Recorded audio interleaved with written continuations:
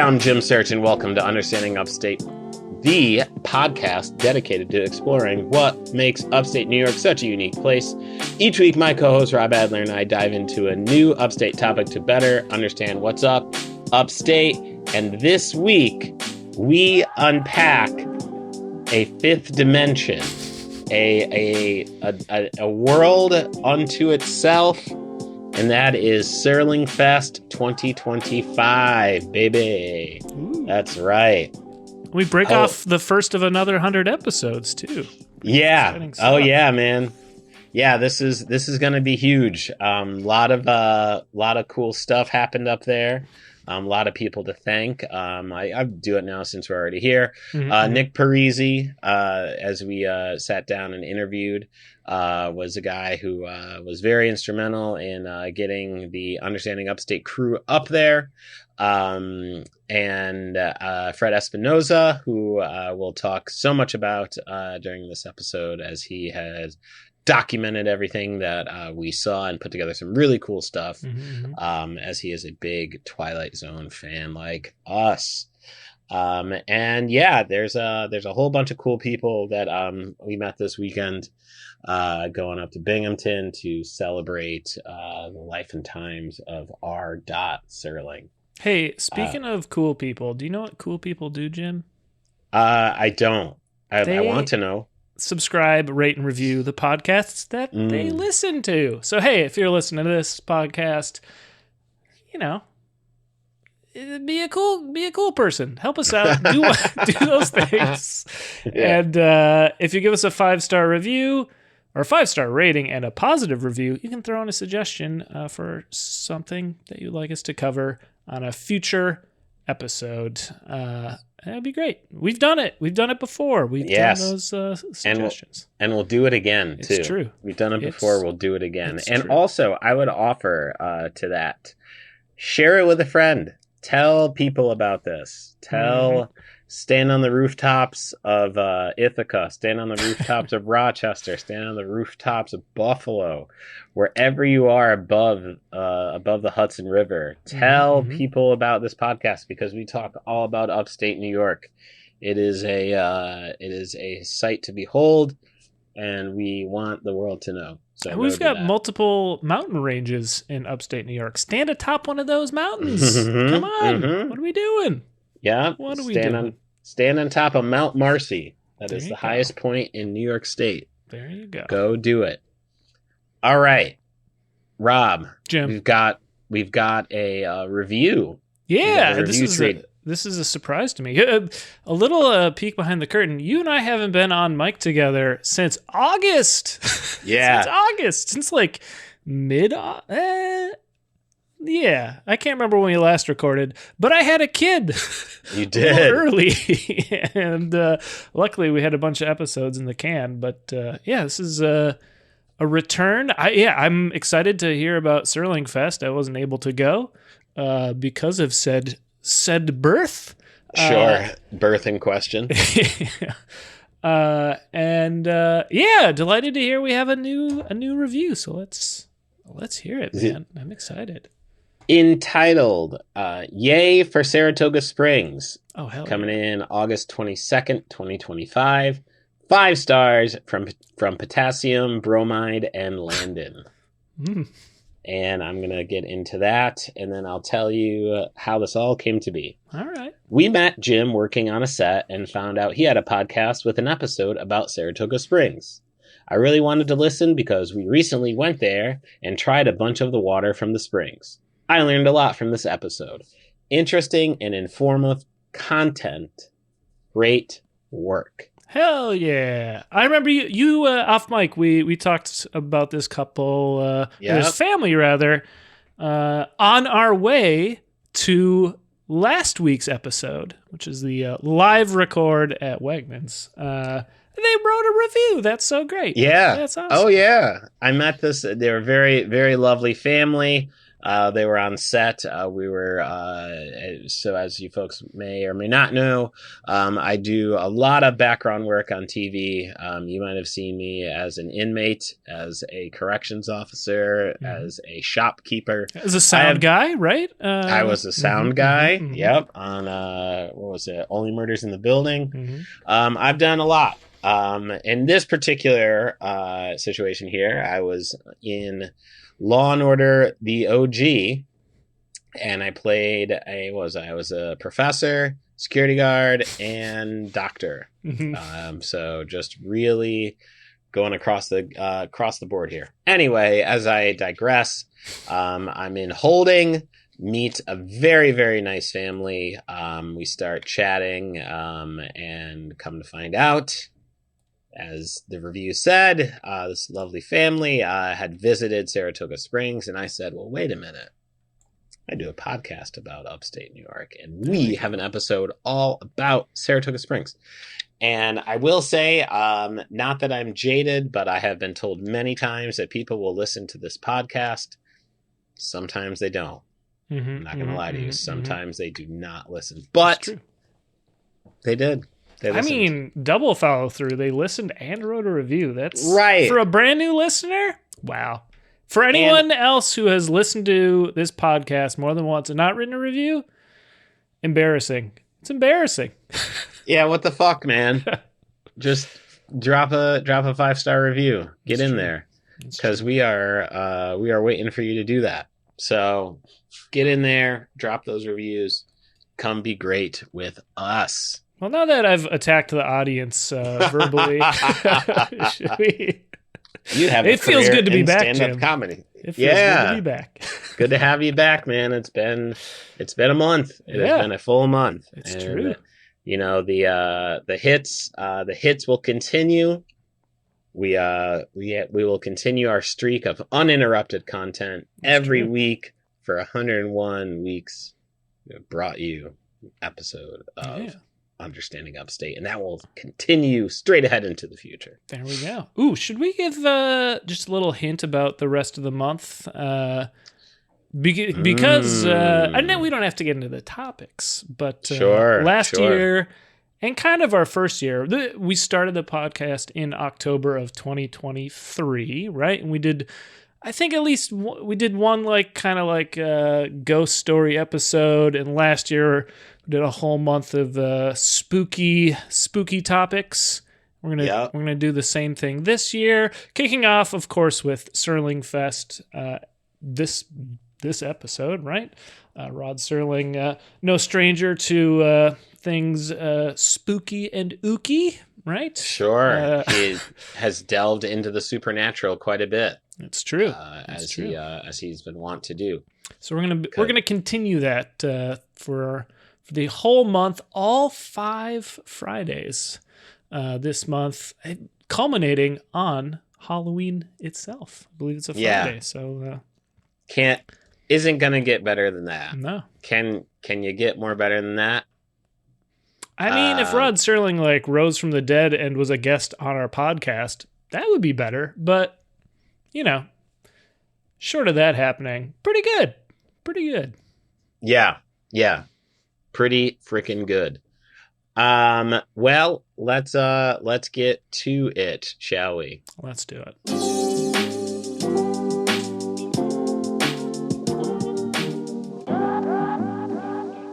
So, as I had said at the top, big shout out to the homie Fred, who has captured everything over this weekend. Did a phenomenal job. Got some really great footage. He is a true student of film and a big fan of Rod Serling. So, I think we reposted at least one of the clips, right? We'll drop links as more comes out in the future, but is Instagram, what's the best place to start to catch some of that, Jim? I mean, Fred Espy on Instagram is a good place to get a hold of his stuff. And of course, the clip in particular, you can find it at Understanding Upstate on Instagram. Yeah, all right. So, all to the good.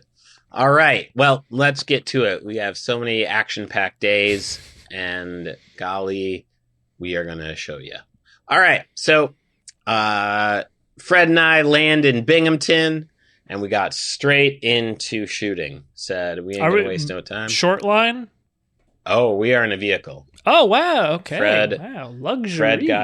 Fred got some wheels, and we are rolling upstate to do that. So yes, we got in the car, drove up to Binghamton, stayed at a lovely Airbnb in downtown Binghamton. Nice. But before we landed at the Airbnb, we made sure that we got the exterior shots that we needed. Got the exterior of Rod's house, which a true landmark. It was a very dope spot to see and to realize how much history has been there and is part of that. So we got it. For anyone who this is their first episode of the podcast, Rod Serling grew up in Binghamton. There we go. Yeah, if you didn't know why SerlingFest was in Binghamton, New York, here to let you know, folks. Rod is a Binghamtonian through and through, born in Syracuse. Yeah, I was gonna say not born there, but raised in Binghamton. So much of Binghamton, New York, is reflected in the episodes, from the carousel to even just recurring characters, which again we'll talk so much about some of these recurring characters. Bus stop and everything.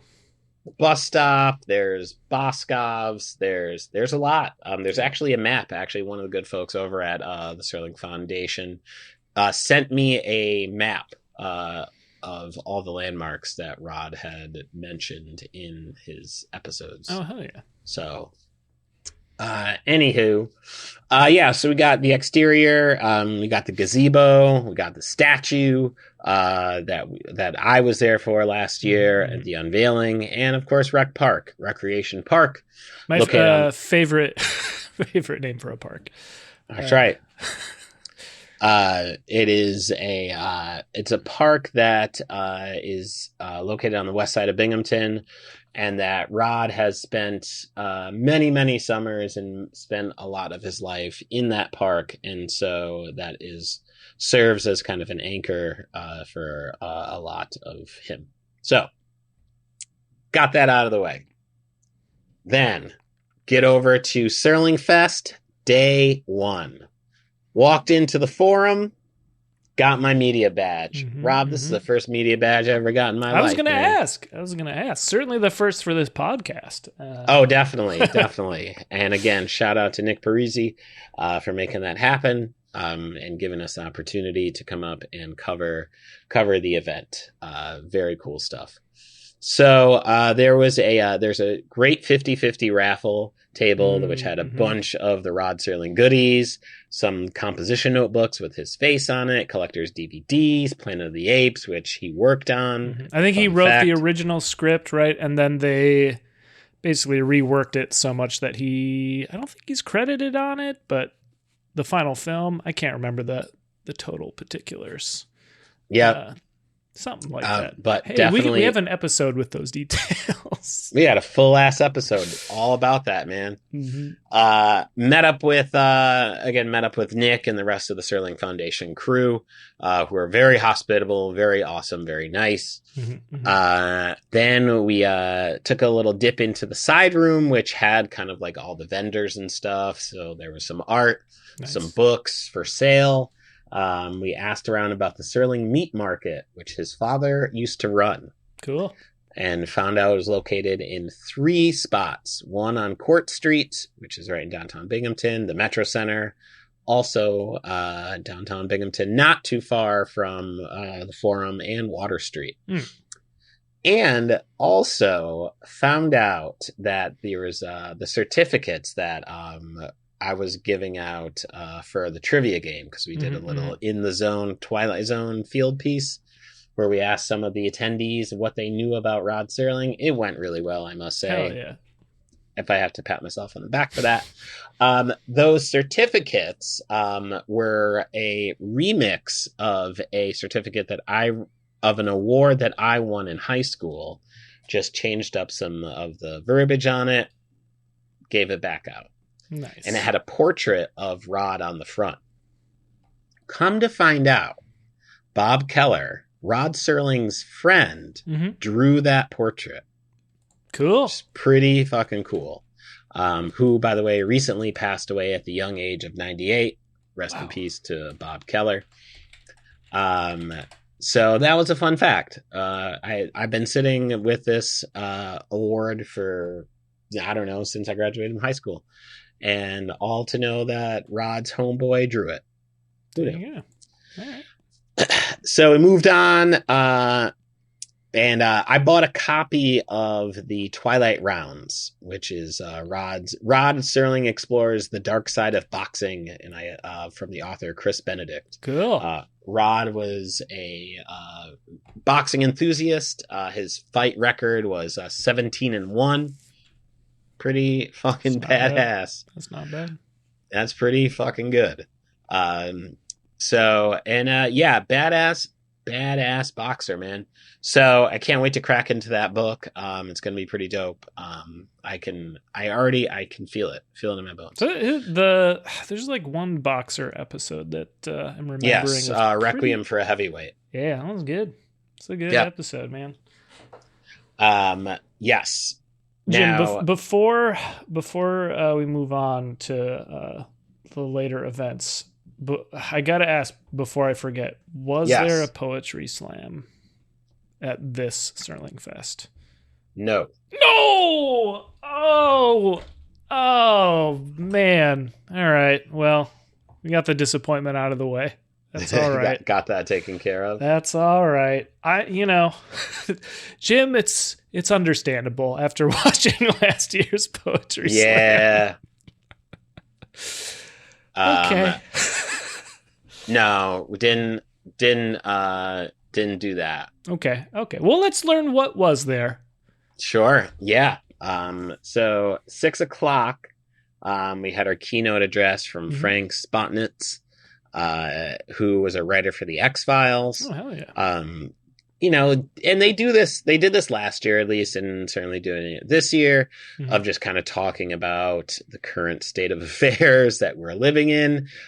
Pretty anxious times. Not much change from last year to this year as far as anxiety. Sure. Far right authoritarianism, is on the rise. Stuff that Rod really loves. LOL. Given that he fought in World War II, he wasn't a big fan of it. Sure. AI, climate change. And he brought up something really interesting about how there's a significant amount of television that has become perishable. And I think we're looking right at reality television as a big culprit of that. However, the Twilight Zone has stood the test of time. Yep. It's the lessons, the takeaways from that show are still applicable today. You can watch an episode and everything that's happening then is happening now, which is a pretty strong feat. But even like more than that, the messages are still pertinent. But the writing and the acting and the directing is good for a modern audience. Not too long ago, I watched an episode of Gunsmoke. Right. Didn't hold up for me in terms of... I think it was an episode with Harrison Ford in it. I was like, I'll watch this Harrison Ford episode of Gunsmoke just to see what he was up to. He was great. Everything else... pretty goddamn boring, pretty perishable, if I might say. So yeah, that's a really interesting take on it. The word perishable. I like. Yeah. That. I mean, I'm jumping ahead a little bit, but it's kind of comparing like Jersey Shore to The Wire. Sure. Like, sure. One of these two is a classic piece of television for the right reasons, mind you. I should say for the right reasons. Mm-hmm. Now, for those of you who may have never seen an episode of The Twilight Zone, The Twilight Zone is what we call an anthology format. In other words, each episode is unique. They are not strung together into series. They are standalone episodes, which, if you know anything about TV writing, this is arguably the most difficult to pull off. And Rod did it. And not only did he do it, but within 1 to 2 minutes of the episode start, he had you hooked. You were ready to, you still are. I'm still intrigued as to where we're going to go in each of these episodes. And you know, like Frank had a really great quote about it in that the endings were surprising as much as they were inevitable. Yeah, I like that. Yeah. If you've seen the show, then you kind of know exactly what he's talking about. And another great gem he brought too was that Rod made us think. Not how to think, but he made us think. And he asked difficult questions and had us really exploring our emotions around the answers that we were giving. Or at least that's how if you were actively engaging with the show, that should go, right? And I think that is a very unique and timeless part of what the Twilight Zone holds, right?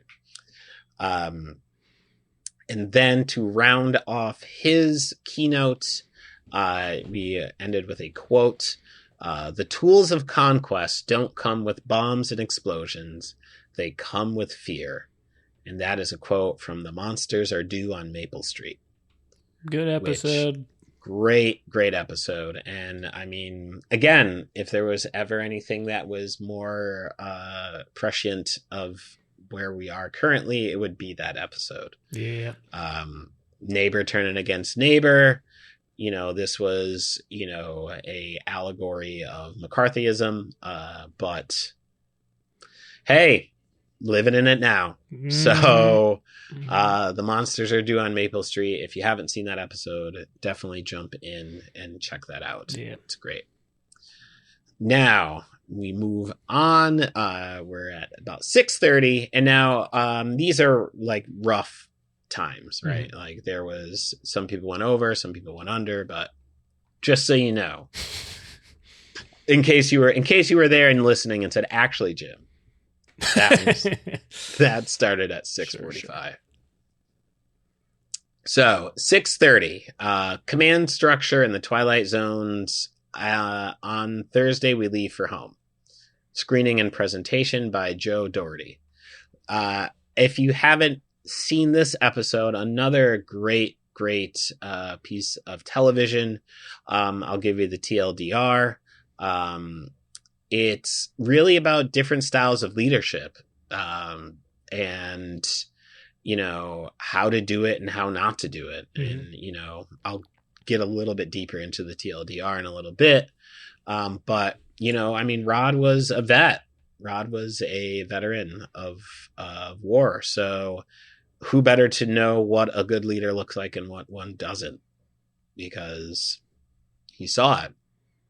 And also, he was a badass fucking Hollywood writer. He had people who worked under him. So he himself was a leader. Sure. So,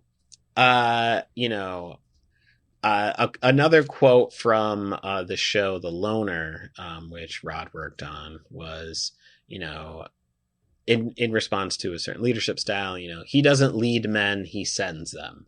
And there's a difference. Mm. There's a difference between leading and sending. So, Carol for Another Christmas is another great example of shitty leadership. Quick synopsis. Daniel Grudge, a wealthy industrial a wealthy industrialist and fierce isolationist, long embittered by the loss of his son in World War II, is visited by three ghosts on Christmas Eve who lead him into reconsidering his attitude towards his fellow man. What a great name for that character.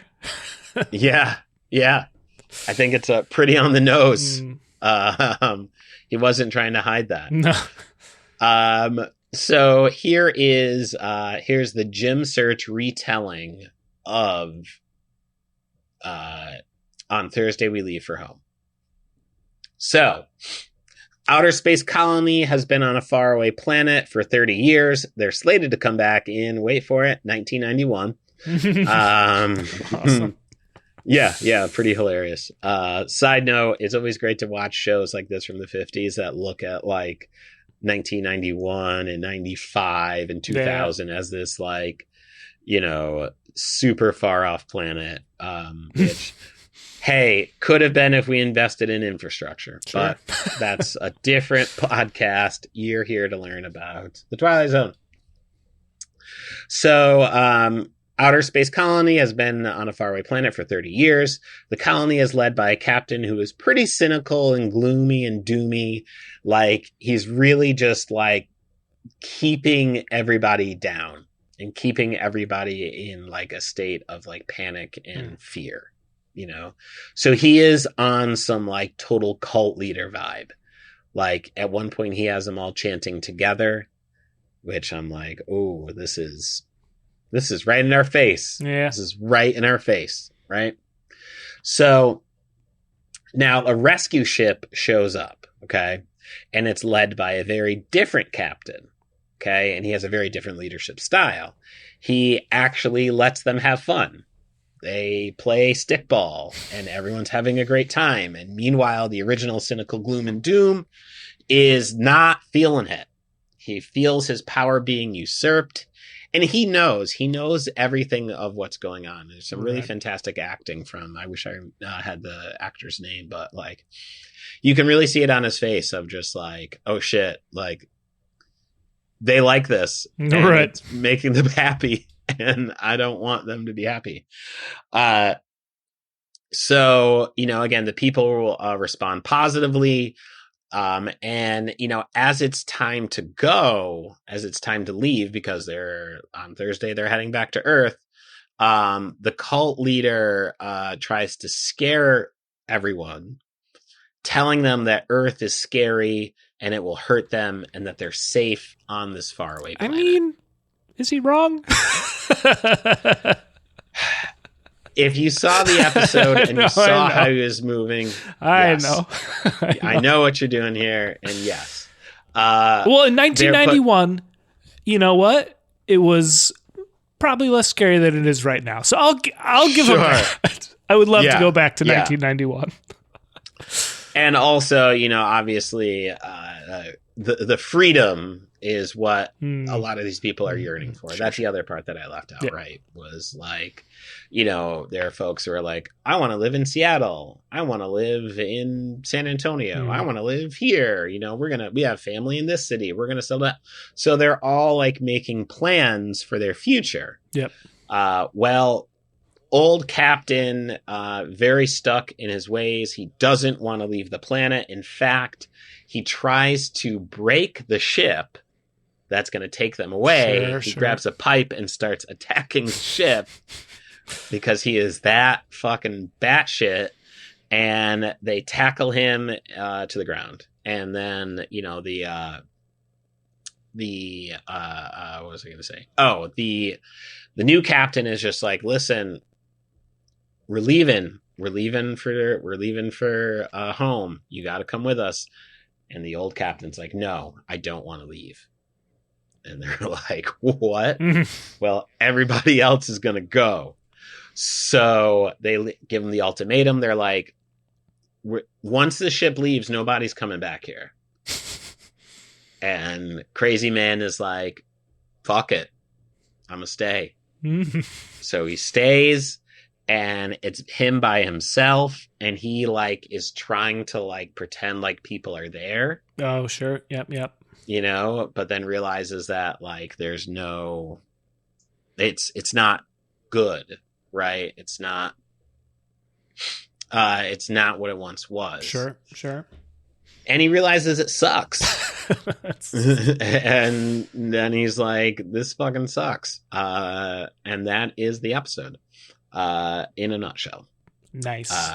Yeah, it was a good one. I mean, we're really like firing on all cylinders here. Now we get to 7:30. We now are doing a screening of the X-Files, The Lost Art of Forehead Sweat, which and I didn't know this, but they rebooted X-Files, and it was re-released. It came like they started. What? Yeah, they did like a short run of it in like 2015, 2016. Oh, I had no idea. I had no fucking clue. Because, like, I'm watching this episode, and there's so many just, like, on-the-nose references. Sure. That I'm like, wait a minute. Wait. Like, that doesn't... This isn't syncing. How... Because, you know, I knew this show from way back when. Is it the same actors, too, and everything? Yeah, David Duchovny and, I forget the other woman's name. But... yeah, they're both still in it, which... Who knew? Crazy. Who knew? Had no fucking clue. Crazy. So, this episode, the Lost Art of Forehead Sweat, was heavily influenced by The Twilight Zone, and this episode is filled with references to it. Mulder, is played by David Duchovny, has an episode taped of The Twilight Zone, but he can't find it. And then there's another FBI agent who comes in and explains a bunch of otherworldly shit that's going on. But then we come to find out that the FBI agent is actually someone who broke out of a mental institution. Oh, fun. And has lied his way into this crazy scenario. A lot of meta stuff is going on in that episode. And it's also very, like, funny and, like, quirky, which, like, and I'm going to fuck up this story, but there was a writer for the X-Files who submitted an episode, and it was funny. It was a comedy. And the head writer was like, this isn't going to work. The X-Files is not a funny show. Like, this would be great if it was a comedy, but we're not a comedy. A lot of our viewers, I think, are going to walk away from this. But he said, you know what? Just let's do it. Let's go for it. So they go for it. It's the only episode that has won an Emmy. Wow. Was that episode. I wonder what episode that is. I've definitely watched some of it on TV growing up, and then I don't know, in the last 5 years I made a serious effort to watch it, but I only made it through maybe 2 or 3 seasons. It takes like a little bit of a pivot somewhere around there. But yeah, all right, funny X-Files episode. Yeah they're good. Like they dove into humor. And, you know, they took a gamble, and it worked. Like, it, you know, sometimes you got to go against the grain, like Rod Serling did. So that is 7:30 screening of the X-Files, The Lost Art of Forehead Sweat. Then we get to the final piece of programming for the first day of SerlingFest, The Loner at 60, by Tony Alborella and Paul Gallagher.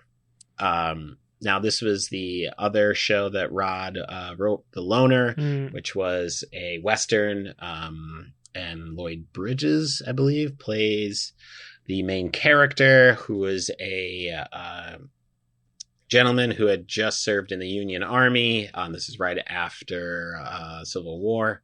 So he's like a badass gunslinger who's moving around the Wild West. So... fun fact about this, Rod sold this series without anyone seeing the pilot. Wow. It's like, they said, yeah. Sold in the room, man. Wow. I mean, it's also important to remember here with The Loner that this was after the Twilight Zone. I was going to say, I assume this is after. Yeah. Oh yeah. Yeah. This is like after, peak powers. Exactly. This is like Rod has like 7 Emmys or something, just absurd. And he's like, so y'all gotta buy this. And they were like, you're right, we do. And we will. So, pretty boss shit right there. Rod ends up in a disagreement with Mike Dan, the programming executive. Dan wanted more violence on the show. Rod didn't. He suggested that Rod be a script supervisor. Ooh. And not be a writer on the show. Script supervisor is like, isn't that just, that's not even like, that's like continuity. That's like, yeah. I mean, all praise to script supervisors out there, because Lord knows if like something's fucked up in a show, I'll probably notice it and I'll be like, well, now I'm out of it, right? Like an important job. Right. I'm not disparaging it. But Rod Serling should not be a fucking script supervisor. Nah, man. Like, you can't take like the GOAT, man. Yeah, and dude. This is like, this is after he has received his flowers. You know what I'm saying? Like, this is like post Twilight Zone. He's like, I'm pretty, like, I live in Palisades in LA, right? Like there's a video there, he did an interview for some like talk show at the time, and like you just see his boss ass house and shit. Anyway, it's like telling Michael Jordan he should be the equipment manager, right? Like, again, someone needs to do it. Someone's going to do a good job with that role on the team. It should not be Michael Jordan. But it's not him. His skill set is far more valuable somewhere else. Yes. It's better yet, like it's putting like Jordan as like the sixth man. Sure. Yeah. You know what I mean? It's like there is somebody who is good for that role, but Jordan won the sixth man. So anyway, we I can't remember if this was the episode. Oh gosh. Yeah, this was the episode. We watched a little bit, I think. My memory's a little foggy, but the synopsis of it, main character is hanging out in a bar. And now, mind you, like, again, he has like survived Civil War. He has seen so much death, right? Yep. He has killed. He's seen a lot of killing. He's kind of almost like pretty like zen about it now, where he's just like, I know I'm a badass. I don't really like doing this anymore because I don't think a lot of y'all understand really what the ramifications are of violence. So there's this young gunslinger that comes in and he starts bullying some dude at the bar. He starts fucking with him or whatever. Sure. And our main character, Lloyd Bridges' character, is just like, yo, leave this guy alone. Ends up like embarrassing the young gunslinger. The young dude is just like, yo, you disrespected me. We're going to have a duel. Fuck that. I'll meet you at the top of the hill. And he's like, I don't think you want to do that with me. And he's like, I do. And he's like, all right, let's go. So they go to the top of the hill. They do a duel. They draw. And this is where Rod does such a great job with this. They count from, 1 to 15, right? They get up to 14. And then there's a flashback. Main character has a flashback of all of the shit that he's seen, right? Just all this crazy shit about war. And it goes on for like, I don't know, like 3 minutes. Oh, wow. Maybe a little shorter than that. But like, it's enough for you to be like, what the fuck's going on here? And then you hear 15. Yeah. This all happened within a second. He had all these images flowing through his head. Dude turns, of course, the loner is a gunslinger. He pops this dude right above the heart. Guy goes down to the ground. Ooh. As he's laying there, the loner is just like, listen, man, you're going to get this stitched up and you're going to leave this life alone. I don't think you want to do this anymore. There you go. Standing O. Oh, incredible. Incredible. All right. So that ends our first day of SerlingFest. we headed over to the Lost Dog Cafe, got something to eat. Penne alla vodka with shrimp. Highly recommend it. If you're in town, head on over there. Fucking delicious.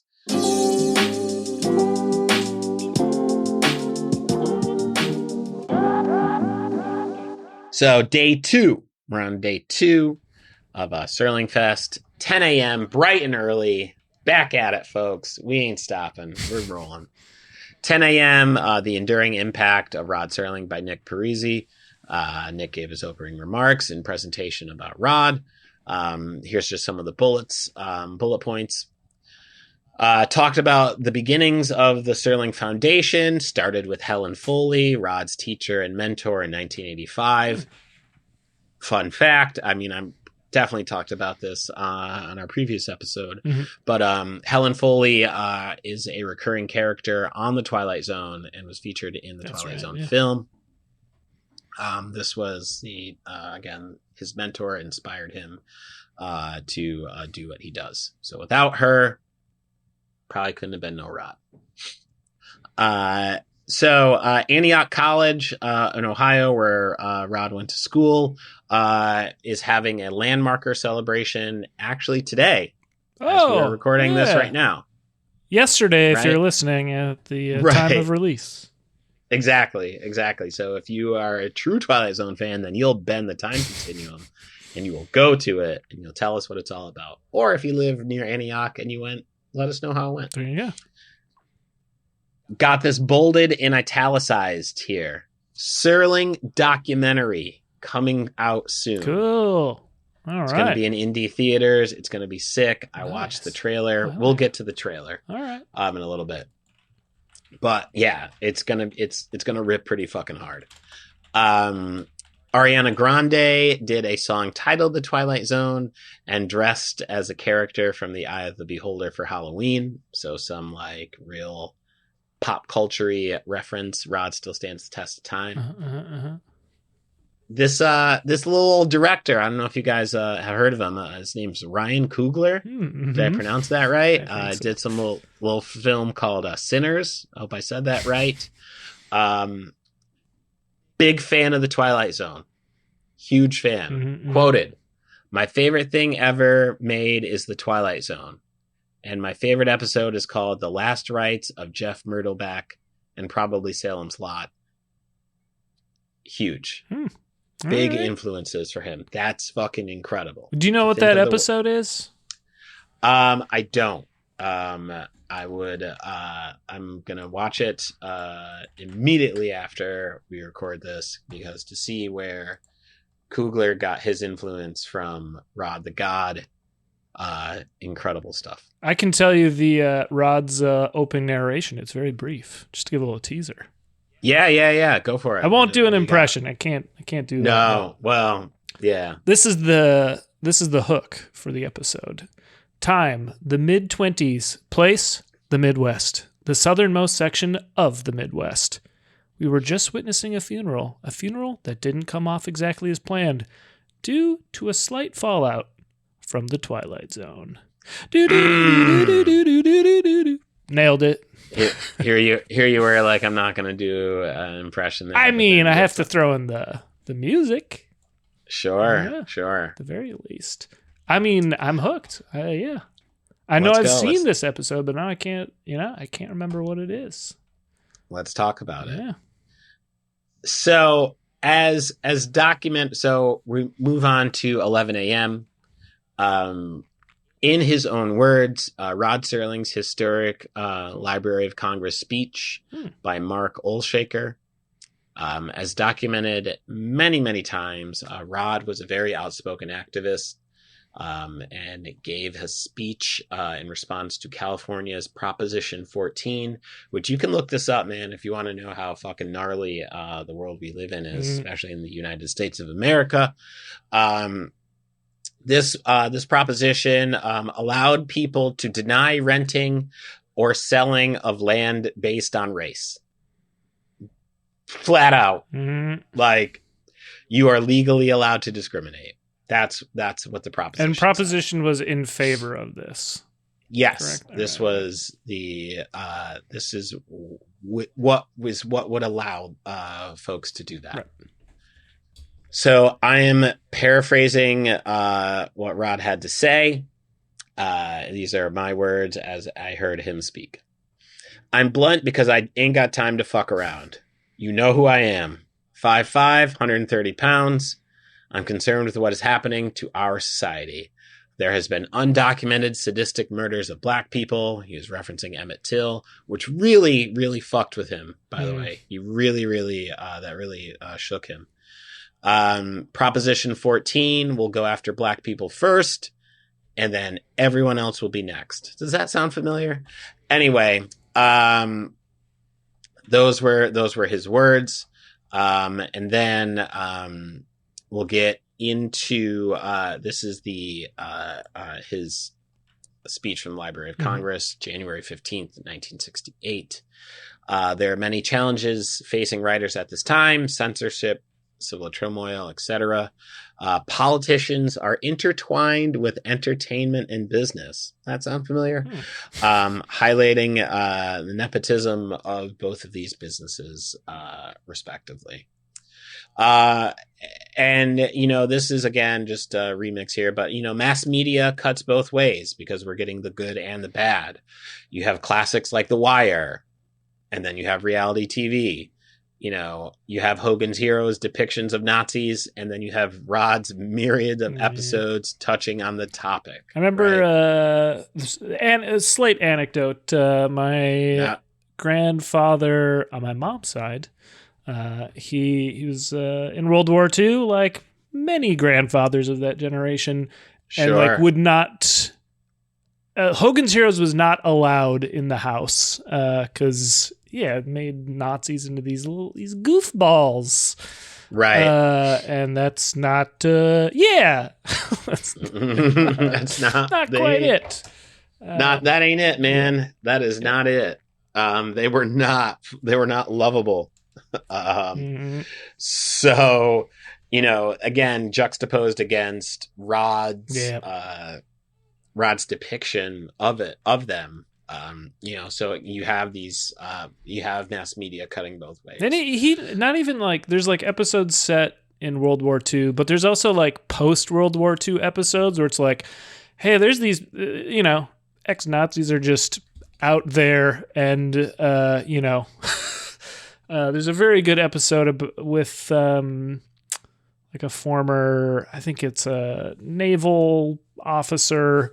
And he's on a ship and, grappling with, not grappling, but his past comes back to confront him in some ways. Yes. That's a great episode. Great episode. Yeah, there's another episode like that as well. It's a former Nazi general who was hiding out in Argentina. Surprise. Came back, and went to visit the concentration camp where he was. And the opening scene is him in a cafe or something. And there's someone who survived the concentration camp is waiting on him. And she recognizes him. She's fucking terrified, obviously. And he fucking loves it. Yeah. Because he's an awful human being. But then he goes in and then, yes, he has to confront his past, and he is held on trial. Yep. By those who he had killed. So that was on network TV. Yeah. It was 60s, man. Good stuff. I'm telling you, man, Rod ain't out here playing games. No. He ain't here for that. So, great quote from Rod.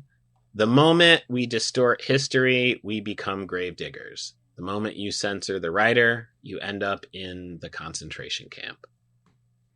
Bam. He did not mince words, did he? Nah, man. He ain't got... I told you, man. He ain't got time for that. That's that Binghamton in him, man. Yeah. I know what it is. Yeah. Yes. Yeah. I ain't got... Look, man. I just need to say it. I'm too tired to lie to you. So there's another episode that is very prescient. Again, I love the word prescient. it's a good life episode. It's basically about Trump. Mm-hmm. And I don't know if you've seen this episode, but there's a young kid who everyone placates to and just tells the kid that he's great and that he's awesome. And if they don't, then he sends them into the cornfield and you never see them again. Yeah. Like classic trope of the time. I wonder if this is the first episode or first series to do that. There's a couple of Star Trek original series episodes like this where like all powerful child equals terror. Because they are fucking unregulated kids, right? Yeah, dude. Yeah, great episode. Yeah. It's absolutely perfect. Yeah, Billy Mummy plays the kid, I believe. He's in tons of shows. I don't like what you're saying to me. Yeah. You're mean. And it's like, well, you know where you about to go, man. Your ass about to get sent away. Mm-hmm. Mm-hmm. So after that, right? I think we had a lunch break, and on the lunch break is when we rolled out the Twilight Zone Twilight Zone game that we were playing. We had 5 trivia questions, and these were all just like real softballs, which I'm trying to see if I can find the questions. I don't know what I did with them. I'm going to say, we should see if I can get them. If I can, no, that's not it. Let's see if I can pull up those questions. Jim, the tables have turned. I'm usually asking the silly questions, so let's... Oh, nothing silly about these, Rob Adler. Fair enough. I'm here to tell you that right now. So, all right, here's the first question. Basically, what sweet science was Rod Serling proficient in? Oh, boxing. That's right, which we had talked about earlier. Sure. Which episode is the only episode to be banned from television? Ooh. Or pulled from syndication? Oh, man. And I will tell you, folks, I wrote these questions with a lot more finesse. I'm a hell of a trivia question writer. If I'm going to be brutally frank with you, I do this. I've done it for the last 6 years. Anyway, but yes, there is a episode that has been banned from television. And do you know what one that is, Rob? I don't know. Well, I'll tell you what it is. It is The Encounter. Oh, which one is that? So it is an episode that really plays with race. Mm-hmm. And it's a World War II vet who comes home and he meets a Japanese man. Come to find out, this guy killed the Japanese dudes, some of his father, I think. Uh-huh. It gets pretty heady and it gets pretty intense. But yeah, it's a good one. Oh, it's got George Takei in it. I don't think from the aforementioned Star Trek. Yeah. Lieutenant here we go. Himself. I got the questions. I gotta. This is the first episode I'm throwing on. Again, I've watched all the episodes, but it's been a while, so I'll revisit that. Yeah, it's good. It's pretty heady. All right, I found the questions. Far better presentation here, folks. All right, here we go. Which episode set during the Civil War was inspired by a French short film? The Monsters Are Due on Maple Street, Occurrence at Owl Street Bridge, Eye of the Beholder, or The Midnight Sun? Owl Street Bridge is based off of a short story written by... Oh gosh, Ambrose Bierce, and that is what you said. Civil War. Yes. Which episode set in the Civil War was inspired by a French short film? And I don't see that getting made into a French short film, but that's the only one I know is. It's not the first one. Give me the other two, please. Eye of the Beholder and The Midnight Sun. I'm gonna say Eye of the Beholder. The Occurrence at Owl Street Bridge. Oh, okay. Interesting. Weird. It was written. I've heard Rod. I think talk about that episode or read something he wrote about it, but it was written by this guy. He's kind of like a precursor to Rod Serling, who lived through the Civil War. He was his nickname was Bitter Bierce, just because he like wrote shit like that. Sure. Or in a similar vein to Rod Serling, critical of the time, which people labeled as bitter back then. I'm gonna have to check out that. It's a good episode. That film. It's a great episode. Again, he's a really good writer. I literally was reading a short story by Ambrose Bierce like this week, earlier this week. He's a good writer. Cool. All right. Damn, I should have stuck with my guns. What was I thinking? Your first answer is the best answer, man. God damn it. All right. Give me the next question. All right. This is I titrated this one down, but can you name 3 of the 5 characters in the episode 5 Characters in Search of an Exit? Extra credit, what were they? They're toys. Is this that episode? Yeah. That's the extra credit. We got a ballerina. We got a soldier. Fuck, what else is in there? Ballerina, soldier. Is there like a Jack in the Box? No. I remember the ballerina and the soldier. God, what other kind of toys were popular then? A doll? A baby? Damn it. I mean, I got the extra credit. You did. But we're looking for 3 out of the 5. A horse? Is there a horse? It was the ballerina, the major, or the soldier. Yeah. A clown. Oh, fuck the clown. Clowns are huge then. Ah, god damn it. Yeah. A tramp or hobo of the time. Like a Raggedy Ann, if you will. Yeah. And a bagpipe player. Fuck. Oh, that one's weird, but damn. All right. I mean, I'm glad I remembered 2 of them solidly. Yeah, they're all in a like a Salvation Army toy drive bin. Yep. And great weird episode. It was one of the first ones I saw as a kid, and it blew my little mind. It's a good one. Yeah. And final question. In the episode Nothing in the Dark, a young Robert Redford, rest in peace, plays Death disguised as what Bobby Job? I don't know. This one I don't remember at all.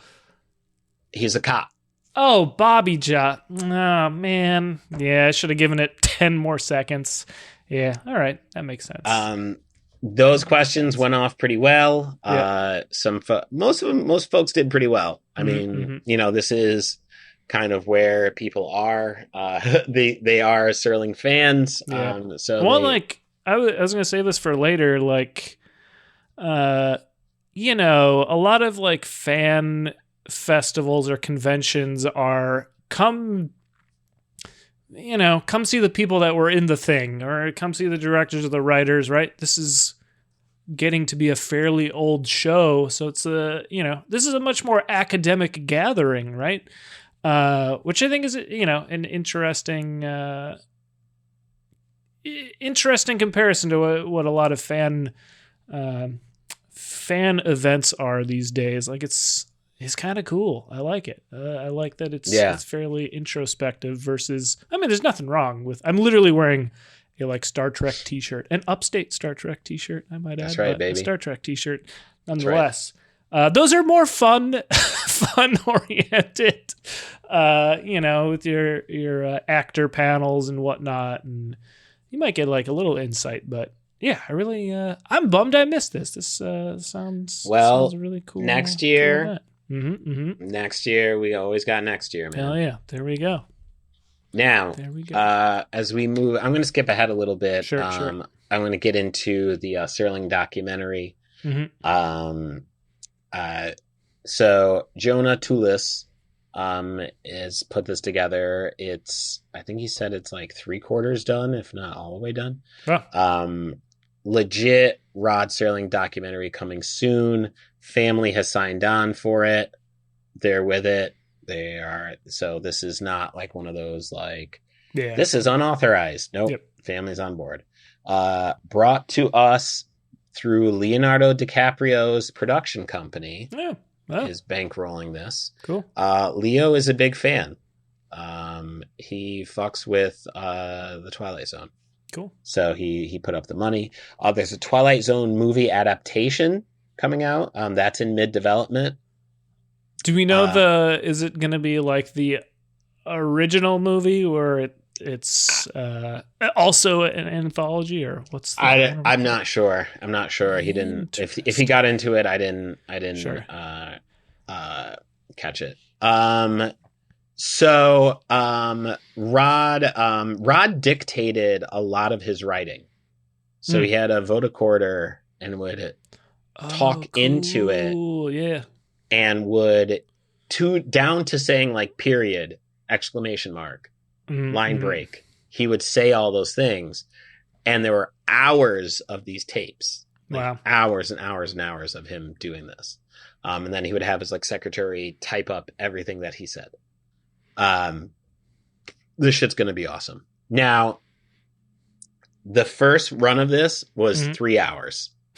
It's a long documentary. It's very long. Yeah. Now, at the end of this, Jonah said, "Does anyone have any questions?" Immediately, I stood up and I said, "I do." I asked, "Where was this shot?" Because if you shot this anywhere else, sure, boy, am I not going to be happy. But unfortunately, it was shot on location in Providence, Rhode Island. I immediately booed. Why? Why Providence? What's the... Well, if you think about it, and he brought up the good point of just like, when you shoot a film in a city, like you have to like get like the green light from the city. Sure. And you have to like find where's going to be more tax friendly. What's going to be the most cost effective place to do it. And Providence, Rhode Island. Wait, is this the documentary or the documentary? Okay, got it. So like the exteriors were like shot. They shot some of the exteriors in Providence, Rhode Island. They did shoot some on location in Binghamton and Ithaca, to which I immediately then followed up. Where did you shoot? So they shot downtown Binghamton, Phil's, which is right next door to Stellar Human. Shout out to you, LaRue. Cool. And they did a real side by side of like where it was then to where it is now. Cool.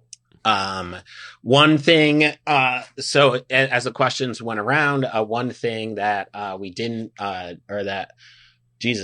one thing that we learned about Rod was that he was hilarious. He had a very good sense of humor. He was very funny. Oh yeah, I absolutely. Like, he's from fucking Binghamton. Yeah, and he's like smart as hell. Like he's he is definitely going to have a very unique perspective. He's going to be sarcastic. He's going to be witty. Yeah, he's going to fire on all cylinders for that. So I was not particularly surprised. Which reminds me, I do want to rewind the tape just a little bit. This was at 11 a.m. I just remembered that they did a Q&A, and I asked a question because we were talking about, obviously, this was Rod's speeches at the Library of Congress, him being a fierce advocate. And I brought up the question of, I think a lot of people want to, I don't say a lot of people, I think there's people who want to do the right thing and want to fight for freedom, and they want to uphold democracy, and they want to uphold the values of America. However, fighting for this comes at a cost. It's not free. I hate to say it, freedom ain't free. It's not. Somebody has to pay for it, because that is how it works. And my question is how do you think Rod would reconcile that? How do you explain to someone that, like, yes, I know that you want to fight social justice initiatives, you want to fight for these things, but you're going to have to make some sacrifices. Are you ready to do that? And he had a great response in that, it's your responsibility to do that. It's your job. And we all have different ways that we fight for freedom. And, displaying a modicum of courage is what is being asked. Not everybody. And essentially it kind of got to where, like, I think a lot of activists go, is not everybody's built for the front line. Sure. Yeah. That's a young person's job. That's what 19, 20-year-olds do. They get out there and they do that shit. There's older folks that have a different role to play. Those who did get fucked up when they were 19, 20 years old. Now they have graduated and they have, anyway, I digress. I had to uncompromising, I think is the succinct way to put it. At least that's how he lived his life, I think man. Which is a great segue, because the next presenter was Ann Serling, Rod's daughter, as I knew him. This was at roughly 3:00. Fun fact about Rod: his writing was rejected over 40 times. That's pretty good. Yeah, pretty good amount. So for those of us out there who are artists, who are creatives, etc., understand that Rod Serling rejected over 40 times. So you can take that a multitude of ways, because not everybody Rod Serling. Sure. You could look at it like that. Or you could look at it and say that rejection is part of the process. That you're going to hear a lot of no's. Yeah. That is the game. Take it from me and Rod. Westsiders in Binghamton will tell you. One of the rejections even told him, and I quote, "You will never be a good writer." That's just, man, it's real bold. And wrong. Yeah. And wrong. When Rod was asked about it later on in life, how he deals with the rejections, he said, "I deal with it a lot easier now. It's now just a blow to the ego. Back then it was a blow to my pockets." In other words, you ain't stopping my money. Yeah. You can reject me, I'm still paid. I don't give a fuck.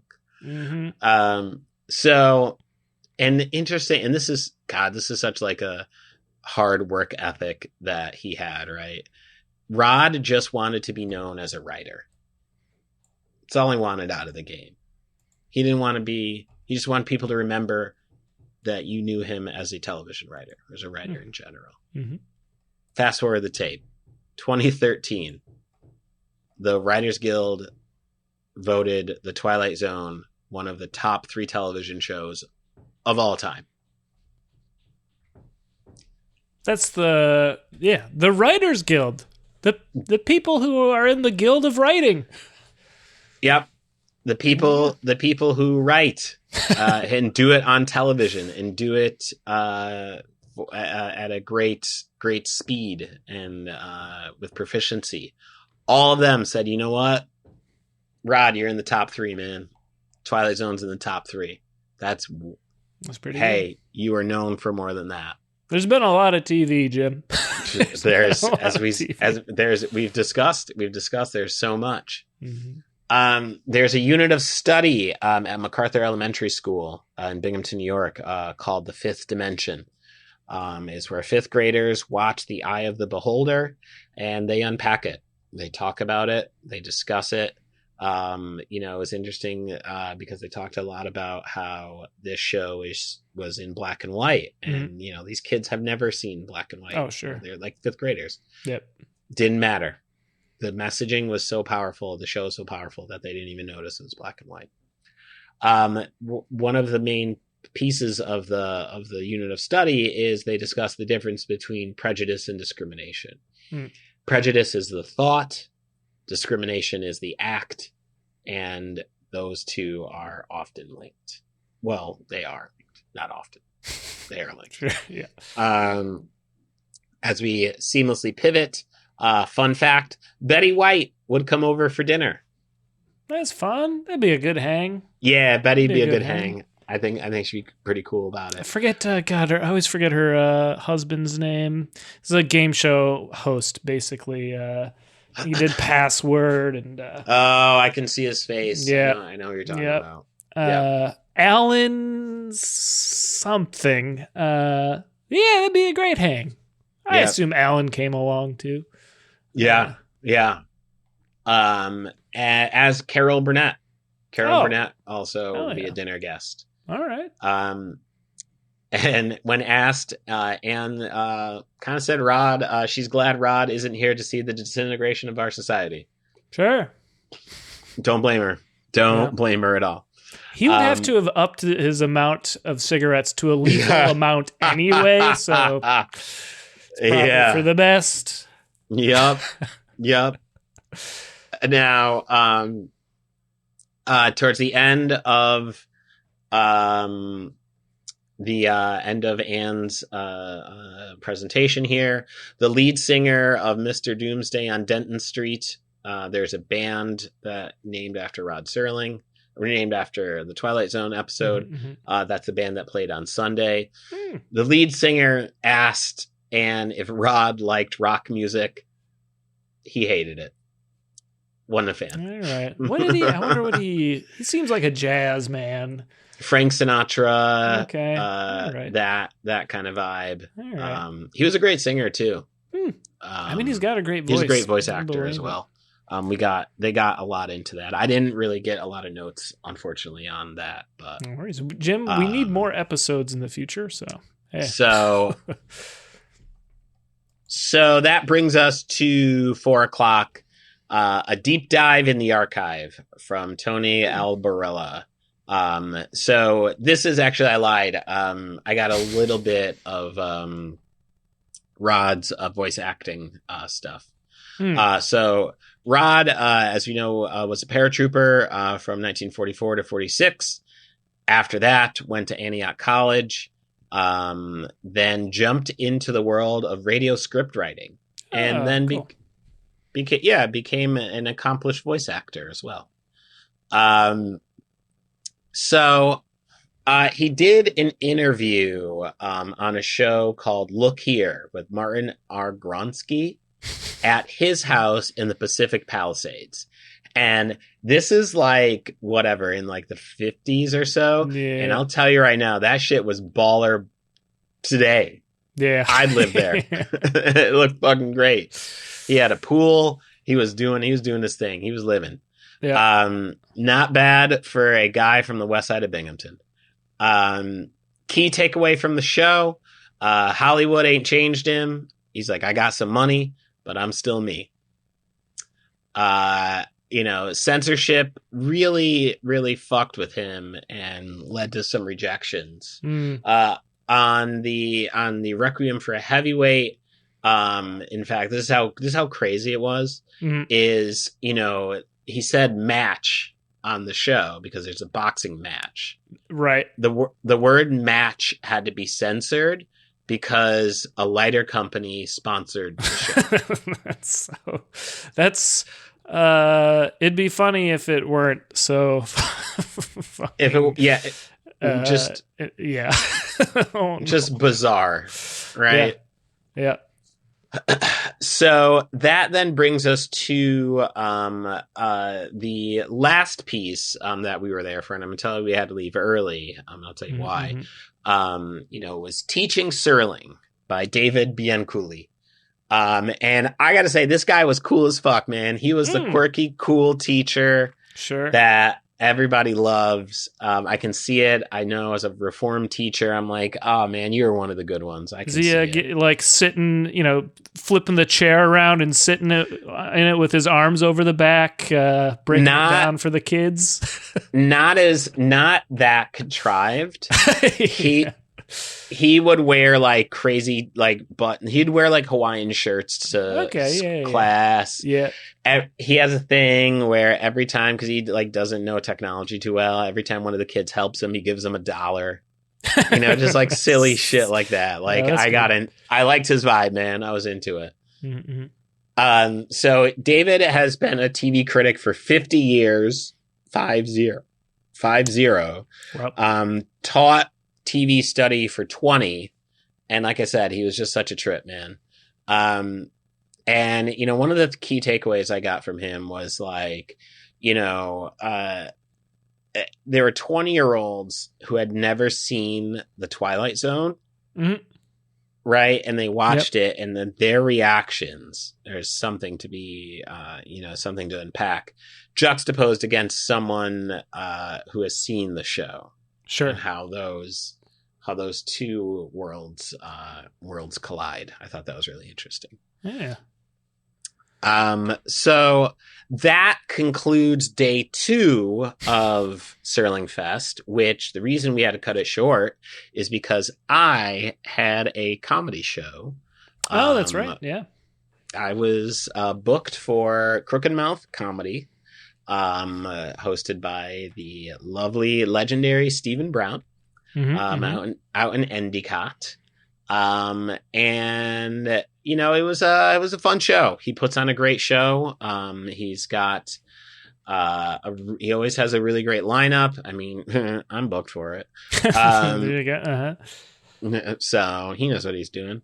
But no, he does run a great show. I told some jokes. Had to go off script for a little bit and get the people, and had a good time. It was an interesting show, to say the least. Now, that then brings us to day 3, and this was probably like the wildest one for me. Because I'm going to tell you why.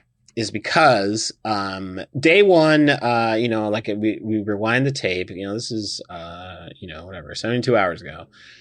Fred and I are walking around. We're trying to get footage of the carousel.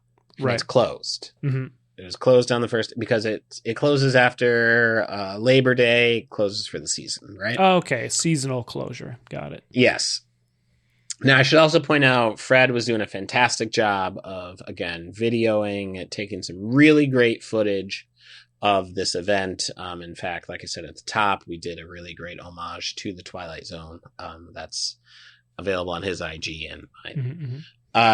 So anyway, so we go to, so the last day is set for Rec Park.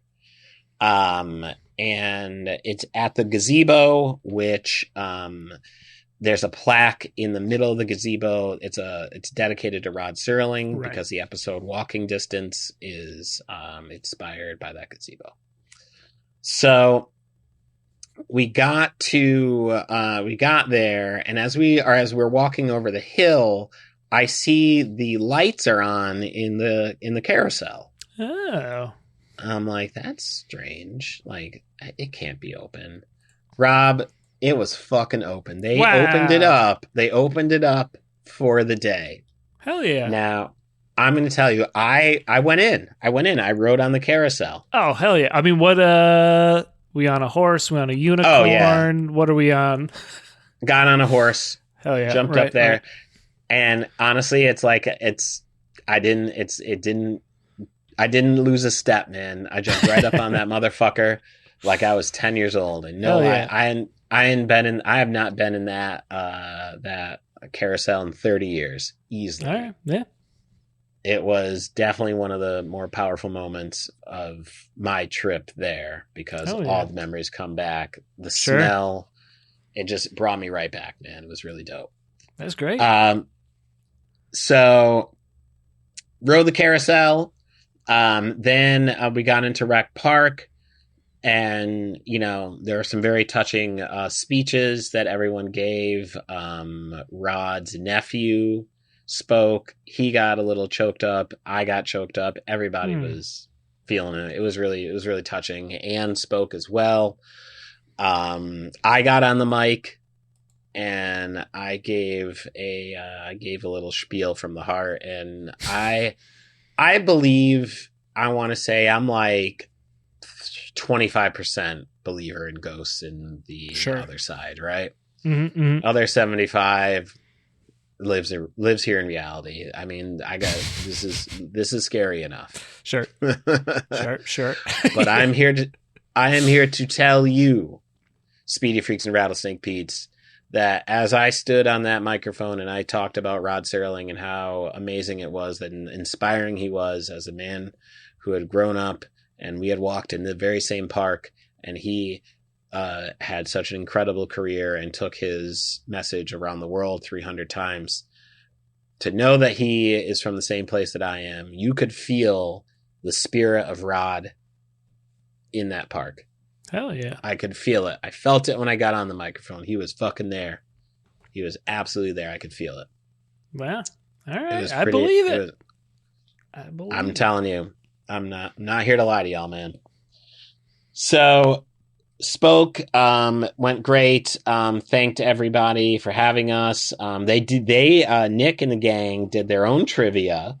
Oh, cool. All right. Which those questions were just like fucking god level difficult. I'm sure. Like, they asked me, they're like, Jim, do you want to try a question? They're like, what's your difficulty level? I'm like, man, I'm a strong 2 given what you got going on here right now, man. Come on, bro.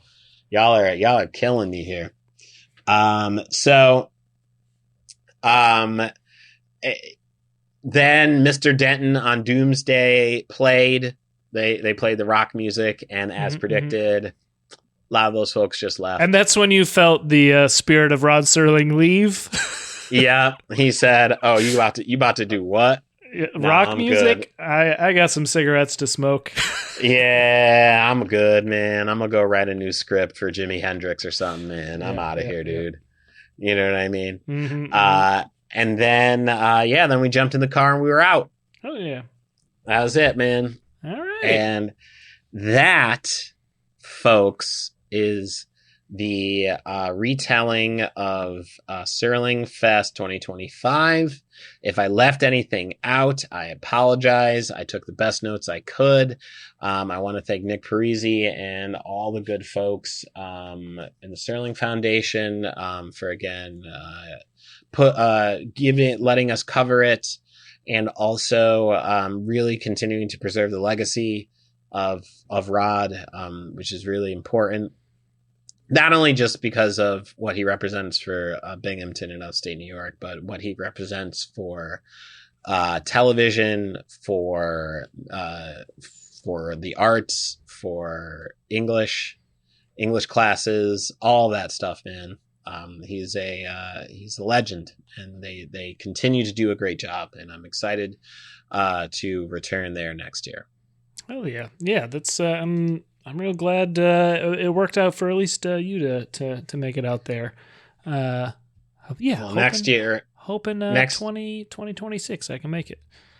Yes, if we can get up there, we definitely got to get up there. So yeah, that's it, folks. That's what I got. Well, Jim, we got some things to do to close this episode out. Shall we? Should we do our closing business here? Sure.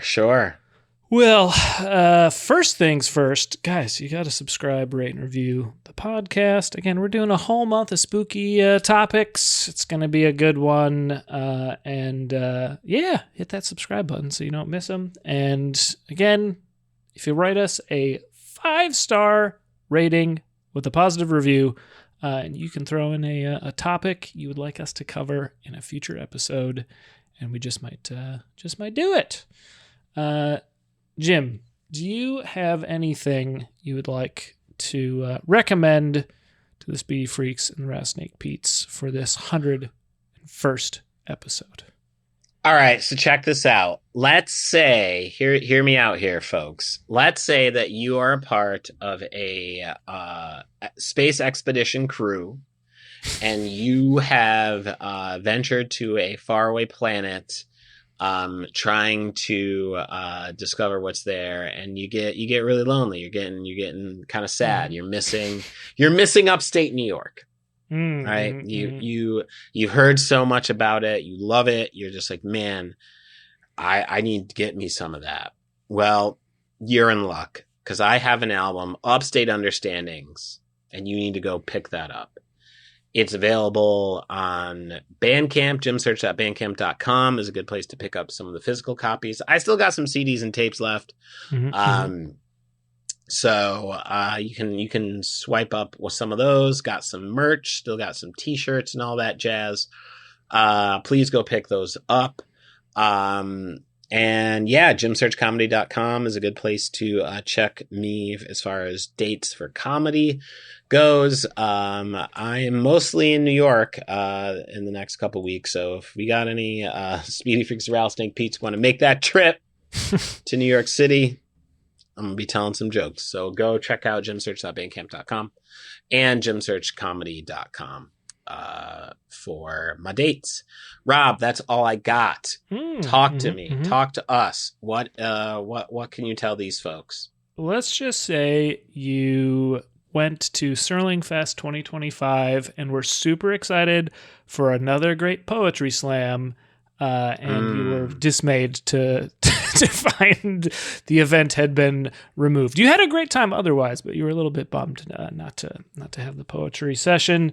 It's not Rod Serling themed poetry, but I do have an album that's gonna help you, get back into step with things and enjoy your day regardless. It's a little album called New York Sticky. It's available at brokenfrequency.bandcamp.com. Go pick up a copy of that. Also, I'm going to have a new EP coming out probably by next week. Oh, hell yeah. You'll hear more about that on the next episode, I think. But you'll be able to find that at that same page, brokenfrequency.bandcamp.com. More info to come. Speaking about more info, Jim, we need to give a little hint about our topic for next week's episode. Do you have a hint for our listeners? I do. I have a supernatural prediction of your family taking there's some family members you don't want to meet. Sure. You don't want to meet them. You don't want to meet them. That's all I can tell you. Excellent. Well, we got one last thing to do, and that's have me tell a silly up pun to close us out. Can't talk. Jim, are you ready for that? Are you prepared? Let's go. I gotta queue up a few Twilight Zone episodes. So let's get on out of here, shall we?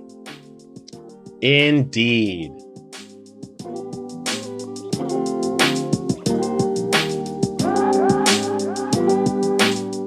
Understanding Upstate is a podcast hosted by Jim Search and Rob Adler, edited by Rob Adler, and music from Regal Monk.